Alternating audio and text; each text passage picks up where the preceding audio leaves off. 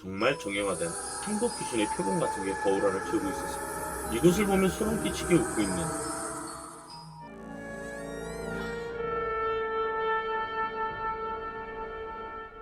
저번에 카페에 새로운 이제 여러 가지 사연을 받는 컨텐츠를 진행하고 싶다는 이야기를 올렸었습니다. 근데 정말 감사하게도 시청자분들이 사연을 좀 보내주셨다고 하네요.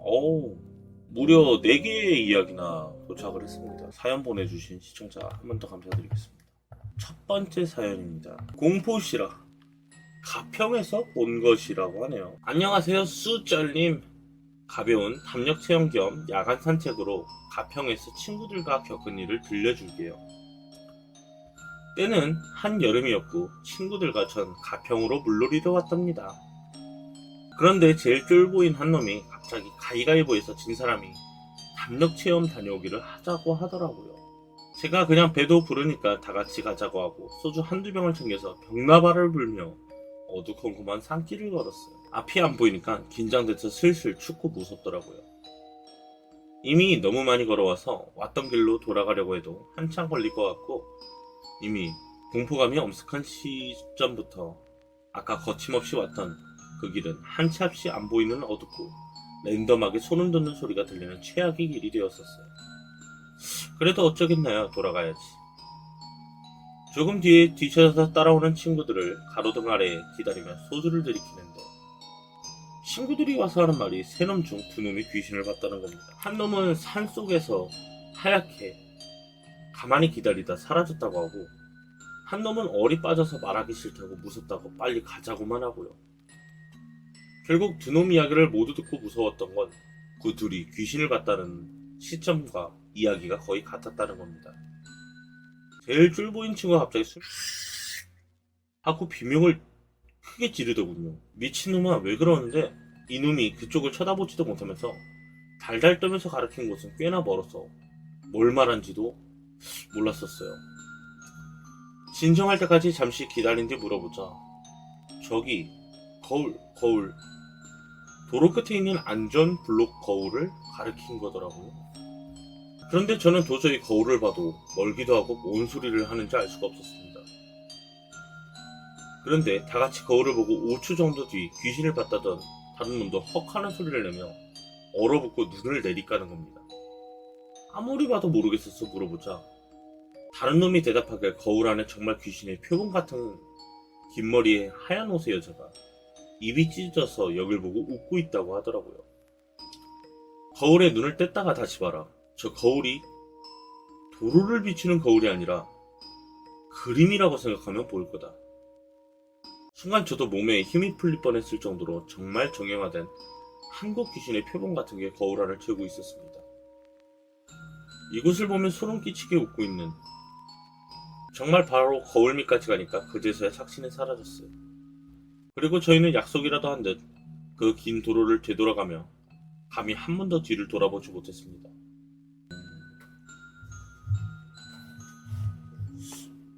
귀신이었을까?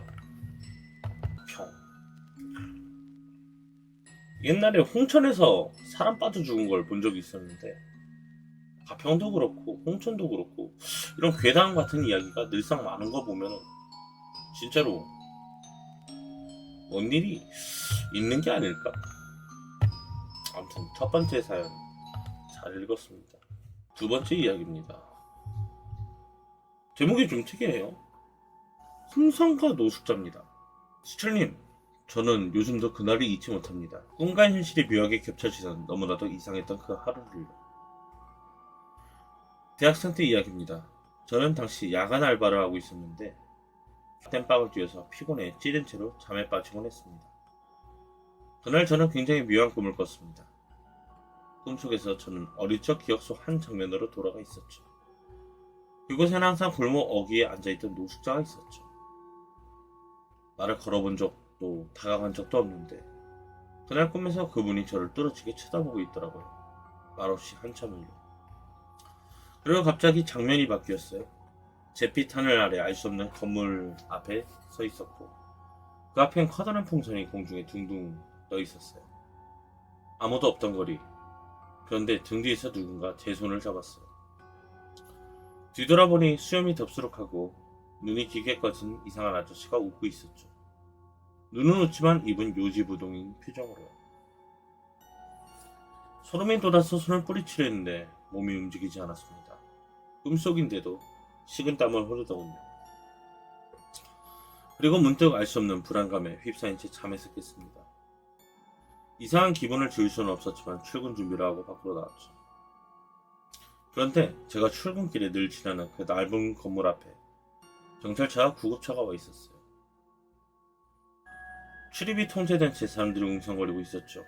알바한테 들은 이야기론 여기 건물 비상계단 손잡이가 낡아서 기대다가 떨어졌대. 아래에서 있던 그 손님들도 그거 때문에 같이 다쳤다고. 그 순간 소름이 쫙 끼쳤어요. 그 건물, 그 장소. 제 꿈에 나온 그 풍선이 떠있던 바로 그곳이었어요. 어제 내가 알바 시간을 안 바꾸고 내가 나왔다면 어떻게 된 걸까 생각이 들더라고요. 그날 이후 저는 아직도 그 꿈을 잊지 못합니다. 그건 정말 단순한 꿈이었을까요? 아니면 누군가 제게 뭔가를 보여주려 했던 걸까요? 짧은데 강력하네요. 예지몽 같은 걸 거였나? 아까 뭐 데자뷰를 느끼는 분들도 옷잘 있는데 약간 그런 법칙이 있다 그러더라고. 만약에 정말로 두려운 일이 있다고 하면은 그 두려운 일을 계속 생각했을 때 실제로 그 사람한테 그 일이 벌어질 확률이 높아진다. 아무튼 이 시청자분도 그런 것 좀 하나를 겪은 게 아닌가 싶네요. 마지막 사연입니다. 이것도 좀 짧은 이야기인데 매일 밤 3시 33분이라는 사연을 보내주셨습니다. 저는 서울 근교에 사는 평범한 직장인입니다. 이 이야기는 작년 여름 제가 겪었던 실제 경험입니다. 당시 저는 회사 일로 스트레스를 많이 받고 있었고 수면장애처럼 밤마다 자주 깨곤 했어요. 그런데 어느 날부터 이상한 일이 생기기 시작했습니다. 새벽에 자꾸 눈이 떠지는데 항상 3시 33분이었어요. 처음에는 그냥 우연이겠지, 스트레스로 예민해졌나 보다 하고 넘겼죠. 하지만 3일 연속, 아니 일주일 넘게 계속 그 시간이 되면 눈이 딱 떠졌고 점점 무서운 생각이 들기 시작했어요.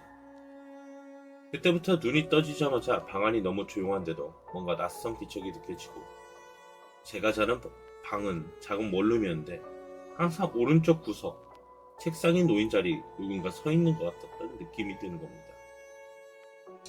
처음엔 그냥 착각이겠지 생각했지만 어느 날은 귀 옆에서 하고 숨소리가 들렸어요. 그때는 온몸에 소름이 돋고 움직일 수도 없었죠. 마치 가위를 눌린 것처럼.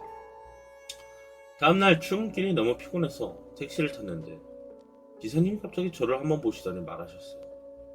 요즘 집에서 잘 못 주무시죠? 제가 놀라서 왜 그러시냐고 물었더니 기사님이 조심스럽게 말하셨어요. 자네 눈을 봐. 완전 푸바오야, 푸바오.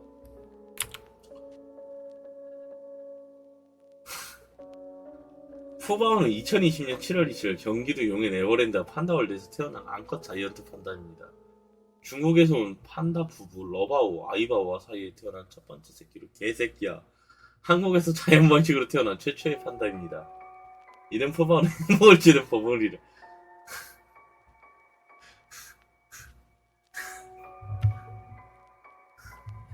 이 이야기는 누군가 믿어줄지 모르겠지만 정말로 있었던 일입니다. 내가 걱정할 그건 아닌데 그냥 모르겠다.